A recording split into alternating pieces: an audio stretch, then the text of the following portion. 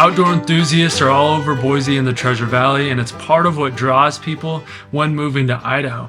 But sometimes when you move to a new area, it can take forever to learn some of those outdoor activities in your new environment, and it can be a little bit of a drag and take a few years to get to the point to where you feel comfortable and where you live. I'm going to help you get ahead of that and be excited to move to Boise. If you are an outdoor enthusiast, I'm going to talk hunting, fishing, biking, hiking, and help you in your preparation for moving here so that you don't get here and have to learn all of it yourself, but you can be a little bit more prepared. My name is Brady Figel. I am a realtor here in the Boise area, so if you are moving to Boise, I would be honored to get the opportunity to receive a text or a call from you and help you move to the area. I've grown up here my entire life, and I myself am an outdoor enthusiast, and I'll go into a little bit more of that as we go on in the video. But if you have any questions on the outdoors in particular, as well as housing, shoot me a text. Or if you feel more comfortable and you want me to give you a call at your convenience, there's a link in the description that you can book a call with me.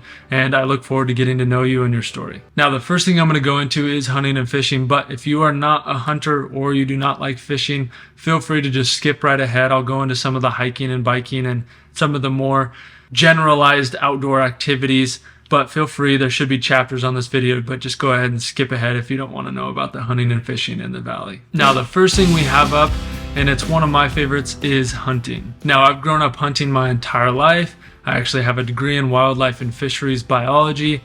I've guided hunts, my family hunts, and I've done a lot of it in Wyoming and a little bit of it in Idaho. And it can be a big draw for people moving to Idaho as they're excited to get out and hunt. Whether you're hunting big game, which Idaho has a lot of, there's upland bird, there's waterfowl bird, there's small game, there's a lot of opportunity. Now, over the past 5 years, it's gotten a lot more busy, a lot more people moving here, and just a lot more people getting into the activity of hunting. I know it's true in Boise is if you go out, especially during the fall, during hunting season, you're gonna see people everywhere. Now, a big draw here is course, deer, elk, and that big game hunting. If you go north of Boise, just outside of the valley itself, there's a lot of opportunity there. There's general season hunts, there's draw units, and there's a really fun one that I think is super cool is there's a late season archery deer tag. That's a general season, so you can hunt deer during the rut. But just north of Boise, there's a lot of people as well, so you're going to run into a ton of people, but it's cool just because you do have general seasons not too far out of town, and although you may have more competition, you have the opportunity to at least get out and hunt.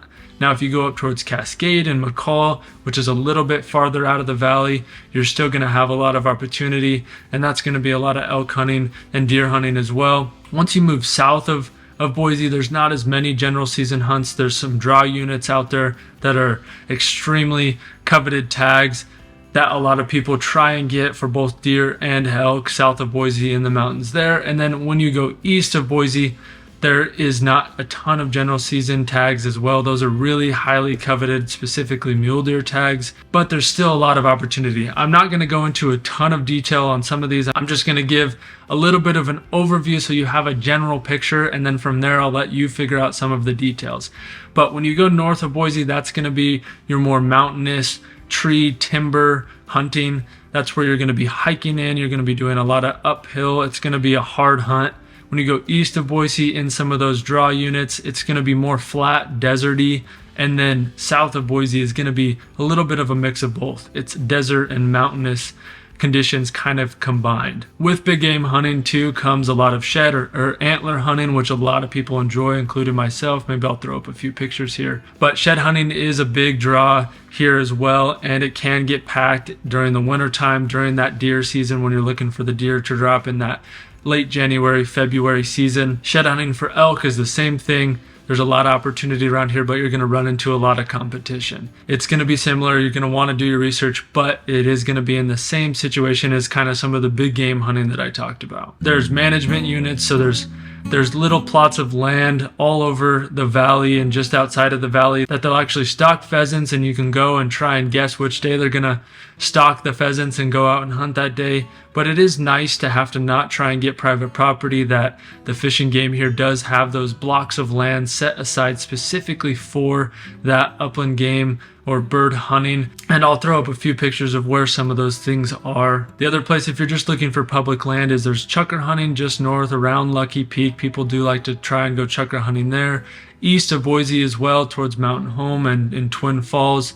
Up there's a lot of chukar hunting. And then if you go to the Oregon border and out that direction, out towards the Owyhee River, there's also chukar hunting there. When it comes to pheasant and quail hunting, there's not a ton of opportunity, not like there used to be on public land. A lot of that hunting is going to be private property. You're going to be wanting to get permission from farms or just big blocks of land that are privately owned. Now, when it comes to waterfowl, it's going to be a similar situation. You have those hunt management areas where you can walk in, and they have opportunity there that's set aside specifically so that there's public land devoted to waterfowl hunting. You're also going to have to get private property access if you want to hunt some of the cornfields, which is typical pretty much wherever you come from. You're going to want to have to look for that. But Boise does offer the Snake River and the Boise River, which can be a lot of nice opportunity there on public land for waterfowl hunting. You can have the Boise River access and Snake River access, and you don't have to worry about fighting for private property. You can just hunt the water there. Lake Lowell also has some good opportunity, and it is public property, so you can go out and fish Lake Lowell just outside of Nampa, which I'll talk a little bit about later, but you can also duck hunt out there and do some waterfowl hunting in the wintertime. Now, fishing, which is actually my personal favorite. I've fished my entire life and specifically fly fished. I'll probably throw up some photos here, but Boise has a lot of opportunity when it comes to fishing and fly fishing. You have the Owyhee River, which is technically in Oregon, but it's about a 45-minute drive, and that is a really popular place. A lot of people go there to fish because it is an awesome time, especially at certain times of the year, and that's going to be mostly brown trout. You're going to be catching a lot of those. They have stocked rainbows recently, so there has been more and more rainbows being caught out there. When I was in high school, they actually didn't even have rainbows. If you caught one, that was a rarity. But you have the Owyhee River. You have a lot of opportunity along the Boise River just within town itself. If you devote a lot of time to it, you can actually really do well on the Boise River, and there's pretty big fish in there, but it just takes a lot of work. But if you just want to get out on the weekend or just on a weekday and run out for an afternoon, you can catch quite a few fish in the Boise River. You also have the South Fork of the Boise, which is about an hour and a half drive just northeast of Boise, which is a really highly desirable place. That one you can do wade fishing, but you're going to want to do that at the times of year when the water's low. That is going to be mostly drift boats. And then all around Boise, you have lakes. Of course, Lake Lowell has fishing. That's going to be bass fishing. They've stocked tiger muskie. You have Lucky Peak Reservoir up just north of Boise, which is about a 30-45 minute drive. There's fishing opportunity up there. And then one of my favorites is the valley itself, especially around Eagle, Idaho, is a lot of neighborhoods have ponds in the neighborhoods that they stock with bass and trout. And so you can have a lot of fun, especially even if you don't live in Eagle, but you have a friend or a family member who lives in some of those neighborhoods. That as an option, you can go out and just have some fishing on a weekend. If you choose to move to Eagle, it's a really cool opportunity, especially if you have kids. They can just walk 10 minutes down the road and go fish it at your local pond in your neighborhood. So in high school, I used to do that a lot. At lunchtime, I would drive to Eagle and actually sneak onto some of the neighborhood properties and fish some of their ponds. And I really enjoyed growing up and having that as an option to be able to just fish right in town itself. There's the Snake River too, which also runs through Idaho, of course, but just south of Boise. It's not too far of a drive. You have sturgeon fishing as an opportunity not too far from town. There's walleye fishing. There's smallmouth bass at Swan Falls, which is not too far of a drive. And then the entire Snake River itself outside of Boise, if you drive to Idaho Falls, which is about a 5-hour drive, you have that entire Palisades northeastern part of Idaho that has a ton of opportunity when it comes to fishing. Hiking. So hiking around the valley, there's a ton of opportunity here. I'm not going to name all of the hiking trails, but there's a ton. There's Table Rock, there's Camel's Back right outside of downtown. That's a really fun one. A lot of people do that.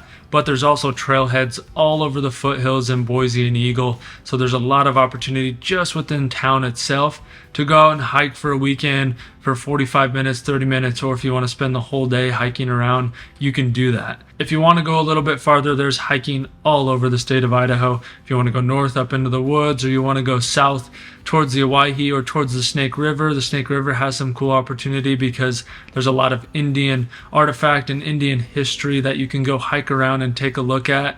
Or if you just want to walk the Greenbelt, there is an endless amount of options when it comes to hiking, and you're not going to have trouble finding it. I'm going to throw up a photo of some of the hiking trailheads just around the foothills so that you can see what some of the names are and where they're located and see just how close they are. But there's a lot of opportunity when it comes to hiking. If you want to go in the summertime up north in McCall and Cascade, which is a super popular mountain town, there's hiking trails all over there as well. You can do backpacking trips in Stanley or McCall, and there's mountain lakes, and it's a beautiful scenery. There's mountains everywhere. You're not going to have a hard time finding places to hike. Now, mountain biking is a very similar situation to what I just explained. A lot of those trailheads have mountain biking trailheads as well, so the places you can hike, and I'll throw up a photo again, but those trailheads you can actually mountain bike a lot of them as well. Table Rock, there's mountain biking trails on that, so just right outside of Boise. If you live in Boise, it's only a 10-minute drive to Table Rock. So having that close you can go after work is a really nice option. I know a lot of people love doing that. Eagle, Idaho also has an Eagle bike park. So there's mountain biking, there's jumps out there, and it's a really fun time for people who do love to mountain bike. And that's an added benefit of living in Eagle. But in the entire valley, you have that option to drive out to Eagle and hit Eagle Bike Park. Now in the winter, you obviously have skiing and snowboarding. So we have Bogus Basin, 45-minute drive outside of Boise. You can actually see Bogus Basin light up all winter long at night, which is kind of cool, and they have night skiing and snowboarding up there. And then when you go to Cascade and McCall, you have Tamarack and some really world-class skiing up there, which is about an hour-and-a-half drive. And you have Sun Valley, which is about an hour-and-a-half, 2 hours east, and there's a lot of really good skiing and snowboarding there. The Sun Valley and Cascade and McCall, if you want passes to those places, it does get a lot more expensive. I'll put up some numbers here of what some of the costs are comparing Bogus Basin to Tamarack to Sun Valley ski resorts.